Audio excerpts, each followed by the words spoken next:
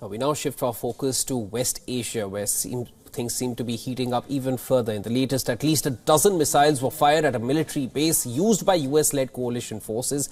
This, of course, happened in western Iraq on Saturday. The missile struck al-Asad air base in Iraq's Anbar province, triggering fears of further expansion of the crisis in West Asia. Now, the US Central Command, the CENTCOM, reported minor injuries across the base from the strikes. According to the CENTCOM, the al-Asad air base was struck by multiple missiles and rockets reportedly launched by Iran-backed proxies which function within Iraq. Most of the missiles were reportedly intercepted. Now, this after Israel reportedly struck Syria's capital of Damascus earlier on Saturday, killing 5. The strike flattened a single multi-story building in the Mazeh neighborhood of Damascus. Iran has claimed the 5 dead in the Israeli strike were all members of the Iranian Revolutionary Guard Corps. These include 2 heads of the Iranian Army's information unit.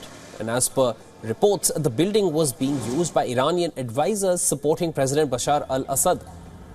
There are also suggestions that a meeting of the IRGC, the Iranian Revolutionary Guard Corps, was underway here. Now, this is not the first time Iran has alleged the death of IRGC members.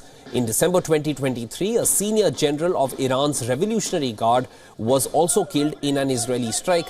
Close to 23 pro-Iran fighters were also allegedly killed in a separate incident in the same month. Now, since the inception of the Gazan conflict, strikes across West Asia have intensified. Earlier on the 16th of January, Iran claimed to have conducted preemptive strikes in Iraq and Syria. A day prior to this, Iran also struck Erbil, the de facto capital of Iraq's semi-autonomous Kurdistan region.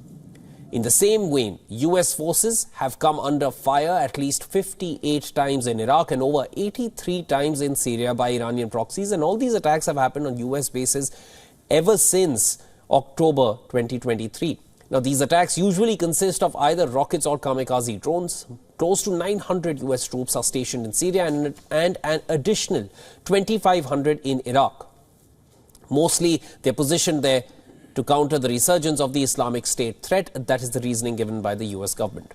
Now, earlier on the 5th January, Iraqi Prime Minister Mohammad Shia al-Sudani's office moved to evict forces following a US drone strike in Baghdad. The Pentagon, however, deferred the move, stating that its presence in the country was at the behest of Baghdad's request.